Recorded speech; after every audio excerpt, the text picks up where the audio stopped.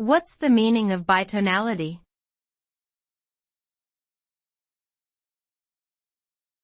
Bitonality.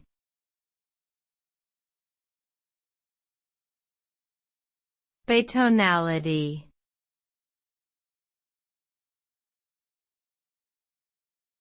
Bitonality.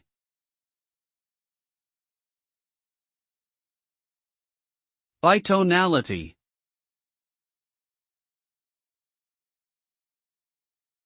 Bitonality is a musical concept that involves the use of two different keys simultaneously, creating a sense of tension and dissonance. It can be achieved through various techniques, such as using different keys in different sections of a piece or layering melodies and harmonies in different keys on top of each other.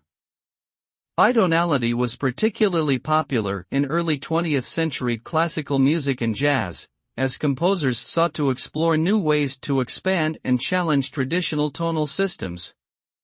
Today, bitonality continues to be used in contemporary music to create innovative and distinctive sounds, pushing the boundaries of musical expression and creativity.